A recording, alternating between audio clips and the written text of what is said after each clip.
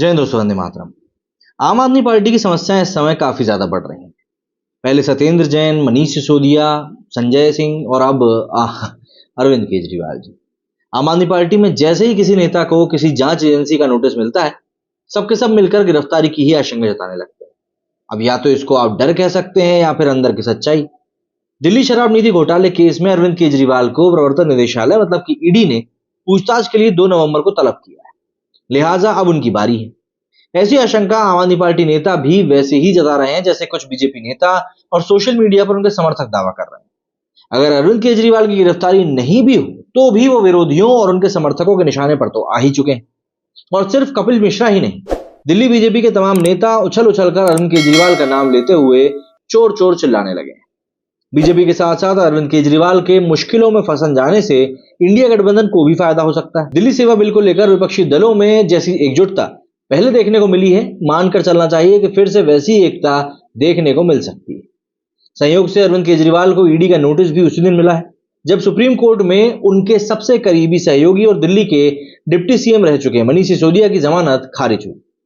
Supreme court ने जमानत खारिज करने का आधार 338 करोड़ रुपए के लेन देन में मनीष सिसोदिया की भूमिका को संदिग्ध पाया। मनीष सिसोदिया जमानत की अपील ट्रायल में देरी होने पर कर सकते हैं 3 महीनों में। मनीष सिसोदिया के साथ साथ आम आदमी पार्टी सांसद संजय सिंह और सत्येंद्र जैन पहले से ही मनी लॉन्ड्रिंग के मामलों में जेल में बंद हैं। अप्रैल 2023 में सीबीआई दफ्तर बुलाकर दिल्ली के मुख्यमंत्री अरविंद केजरीवाल से शराब घोटाले में ही करीब 9.5 घंटे तक पूछताछ करी गई थी।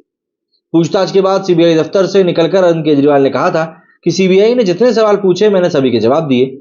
हमारे पास छिपाने के लिए कुछ भी नहीं है। ये पूरा का पूरा घोटाला झूठ है, फर्जी है और गंदी राजनीति से प्रेरित है।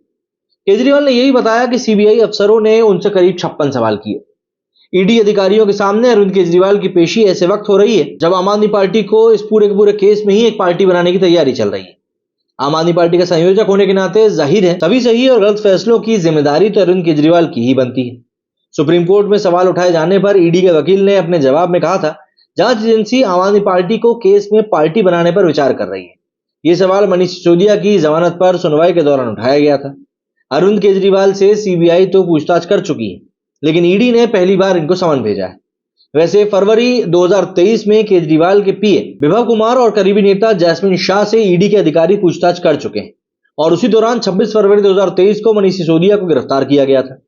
दिल्ली के मुख्यमंत्री के सरकारी आवास के नवीनीकरण में हुई गड़बड़ी की भी सीबीआई जांच चल रही है।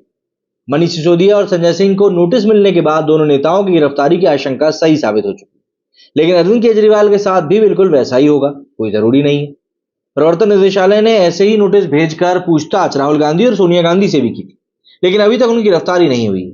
अब यहां पर समझने वाली बात सबसे बड़ी यह है कि ज्यादा दिन नहीं बीते कि दिल्ली सेवा बिल ताजा तरीन उदाहरण इसका है।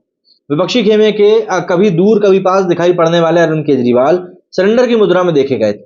साथी नेताओं के साथ जगह जगह जाकर विपक्षी खेमे के नेताओं से मिल रहे थे और संसद में दिल्ली सेवा बिल के विरोध की अपील कर रहे थे। अरविंद केजरीवाल के इस कदम का फायदा भी हुआ। दिल्ली की ज्यादातर विपक्षी दलों के नेता अरविंद केजरीवाल के सपोर्ट में आने को तैयार हो गए, सिर्फ कांग्रेस को छोड़कर। दिल्ली सेवा बिल पर बीजेपी के बहुमत के आगे एकजुट विपक्ष भी कुछ नहीं कर पाया, कुछ संभव था भी नहीं। संसद में लाए गए दिल्ली सेवा बिल का ये असर जरूर हुआ कि केजरीवाल झुके भी और झुकाए भी गए। झुके इस मामले में कि वो कांग्रेस की अगुवाई वाले गठबंधन के साथ जाने को तैयार हो गए, और झुकाए ऐसे में गए कि जब तक कांग्रेस ने खुलकर आने के लिए तैयार नहीं करा लिया तब तक इंडिया अलायंस के गठबंधन के साथ खड़े होने को तैयार नहीं हुए। अरविंद केजरीवाल ज्यादातर अलग राह पकड़कर ही राजनीति करते आए। हिंदुत्व से जुड़े मुद्दों पर वो जरूरी बीजेपी के वोट बैंक में घुसपैठ करते नजर आए, लेकिन सर्जिकल स्ट्राइक जैसे मसले पर उनका स्टैंड ज्यादा ही अलग नजर आया था। निकल कर तो यही आया कि वे मोदी सरकार से सर्जिकल स्ट्राइक के सबूत मांग रहे थे। विपक्ष से दूरी बनाकर चलने के बावजूद राष्ट्रपति और उपराष्ट्रपति चुनाव में विरोधी पक्ष उम्मीदवार को ही उन्होंने वोट दिया। अब देखिए, यहां पर बीजेपी माहौल का पूरा फायदा उठाने की कोशिश करेगी, ये तय है।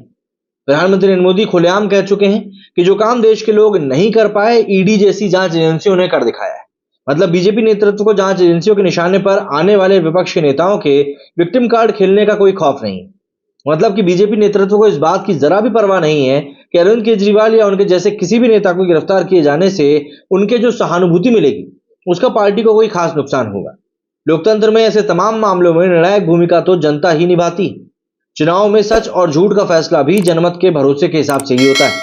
2019 में राहुल गांधी पूरे चुनाव में नारे लगवाते रहे कि चौकीदार चोर है, लेकिन जनता ने उसे पूरी तरह खारिज कर दिया। 2017 के हिमाचल प्रदेश चुनाव में प्रधानमंत्री मोदी के भाषणों में जेलगाड़ी और बैलगाड़ी जैसे शब्द खूब सुनने के लिए मिलते थे और नतीजे भी बीजेपी के पक्ष में ही आए थे।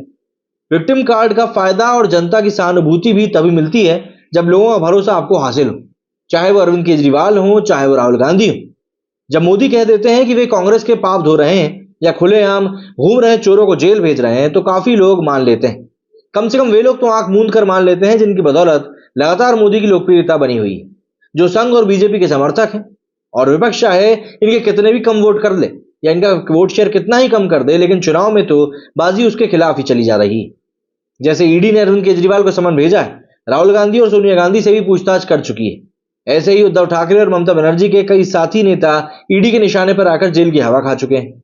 जल्दी ही बीजेपी नेता अपनी रैलियों में जोर जोर से कहेंगे कि पूरा विपक्ष चोर है और भ्रष्ट है, और इंडिया अलायंस गठबंधन ऐसे ही चोर और भ्रष्ट नेताओं का एक झुंड है। निश्चित रूप से अरविंद केजरीवाल की मुश्किलें बीजेपी को फायदा पहुंचाने के साथ साथ इंडिया अलायंस को भी काफी ज्यादा मजबूत करेंगे। क्या कहना है आप लोग इस बारे में, कमेंट करके जरूर बताइएगा। मेरे सुनिए फिलहाल इतना ही। जय हिंद, जय भारत।